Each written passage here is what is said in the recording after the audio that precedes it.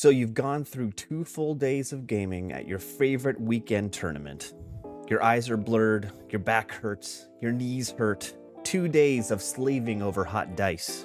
You jump into your car to start the journey home, and you get that sinking feeling. Was that weekend worth it? That's a pretty horrible feeling when you're not sure if your weekend tournament was really worth it. So I asked myself, what makes a great tournament?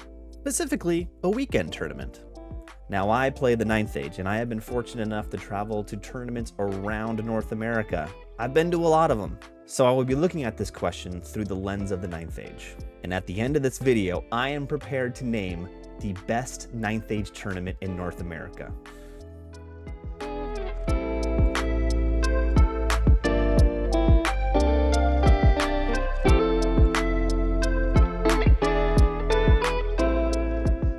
For me personally, this is how I consume my board games.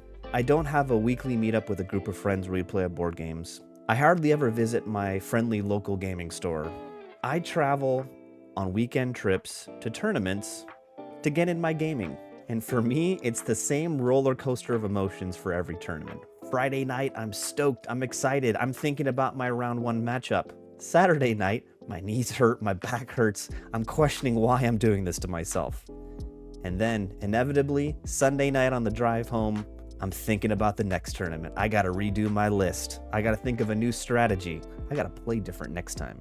I play the 9th Age, but really, this scorecard for weekend tournaments can be applied to any weekend board game event. Warhammer, the Old World, 40K, X-Wing. As long as it's a 2-day event that people travel for, this all pretty much applies. Okay, my tournament scorecard has 8 categories, all of which are scored with a 1, 2, or a 3. A 1 is a fail, a 2 is a pass, a 3 is it exceeds expectations. Section 1, location. Now, if people are traveling from around the area to go to this tournament, it's important that the tournament is at a major transportation hub of some sort, usually an airport, and also it's not too far away from that airport. It really sucks when you fly across country for a tournament and then you have to jump in a car and drive for an extra hour or 2.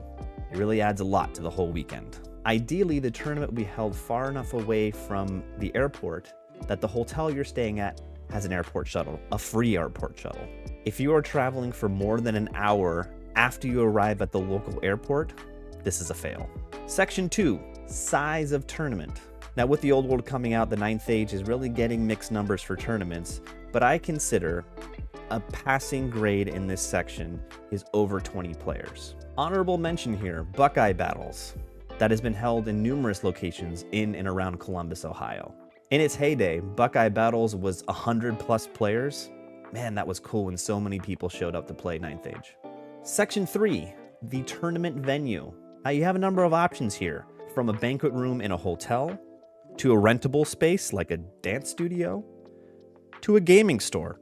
There's a number of options, and they all have their upside and downside. For me, the most important thing is walkability. As long as I can walk from where I'm staying to where I'm playing to where I'm eating and drinking, that's the key. That is a pass. Also, is the tournament part of a larger convention? I think this is a big plus because you get a lot more entertainment out of just your one game. Section 4, food and beverage. This is an important one for us gamers. Question 1, is food and or beverage included in your entry fee? If so, that's a pass right off the bat. But for me, the most important option, as I said, is walkability. As long as I can easily get to something to eat during the lunch break, which is usually about an hour, that's a pass. Honorable mention, Red River Rumble and the Wicked GT in Oklahoma City, Oklahoma, and Wichita, Kansas. Rob and Ro know how to run a tournament, and the best thing is free open bar the entire tournament. That's a good time. Section 5, tournament rules. In the 9th Age, tournament rules are pretty much set. It's 5 games over the weekend, 3 games on Saturday, 2 games on Sunday, and standard out-of-the-book scenarios. This is a pass. But to exceed expectations, a lot of times people tweak the scenarios, tweak the rules, add special extra rules. There's a fine line here to not break the game or make things unbalanced, But when these tournament organizers add these extra rules, it really adds flavor to the tournament. Section 6, entry cost. Over the past 5 or 6 years, entry for 9th Age tournaments is usually between $50 and $60 for a 2-day tournament. I'd say anything over $60 is a fail. Section 7, prize support.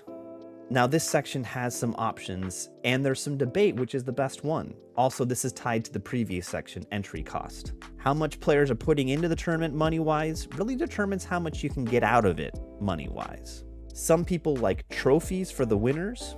Some people like awards being more models and more products to play the game. Some people like the fact that only the winners gets prize support. And some people like how everyone in the tournament gets a little something at the end of the weekend. And lastly, I know a lot of people who like raffles. You can use your tickets to focus on one item that you'd like to get.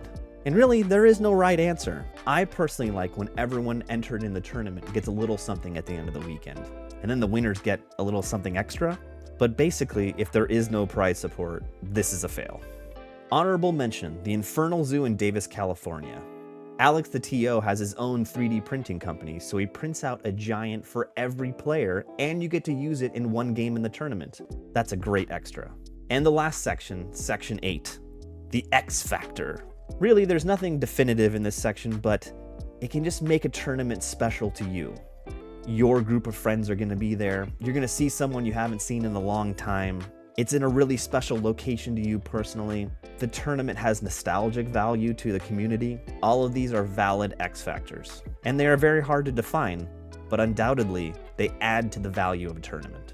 Okay, what is the best 9th Age tournament in North America? Drum roll, please. For me, hands down, the best 9th Age tournament in North America is Silicon Hammer in San Jose, California, run by Joe and Joel. Let's go through its scorecard. Location. This is just a pass for them. San Jose is not a major airport, and the next closest major tournament is San Francisco, which is slightly less than an hour drive. 2, tournament size. They usually have over 20 players. That's a pass. 3, venue. This tournament is held in the Guild House in San Jose, California. This venue is great.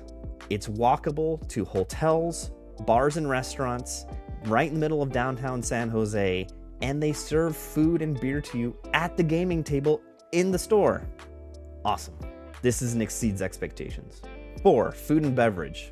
There's plenty of food to walk to. You can buy food in the store. You can buy drinks that are served to you at the gaming table. Exceeds expectations. 5, tournament rules. This is by far the shining point of Silicon Hammer. They use custom scenarios for all 5 games, which are balanced to not be too game-breaking. And also, they add an extra layer of fun, which is the investment, where you choose 3 other players to invest your money in, and at the end of the tournament, you get a score of how your 3 choices do. But how much you get out of each of your choices is diluted by the number of other players who invested in them. It's a fun game. They have a stock ticker going up the whole tournament. It's really a wonderful extra element to the tournament. Exceeds expectations. 6, entry cost. It's $60 for this tournament for the weekend. That's right on 9th Age standards. This is a pass. 7, prize support. This is an exceeds expectations because almost everyone who enters the tournament gets a prize to walk home with, whether it be a big piece or a small piece. They also have custom printed trophies, which are awesome. They light up. And lastly, they have a number of different reasons to give out prizes because the investment game has a bunch of winners in different ways. The end of the tournament presentation ceremony is long, but it is fun. And lastly, Section 8, the X Factor. I don't know what it is, but me seeing all of the West Coast guys in a wonderful location with great food, great drink, and a great tournament, it just does it for me. For me, this exceeds expectations. Well, that's it. Thanks for watching. If you disagree with how I graded tournaments, or if you think there's a more deserving tournament for the best tournament in North America, let me know in the comments.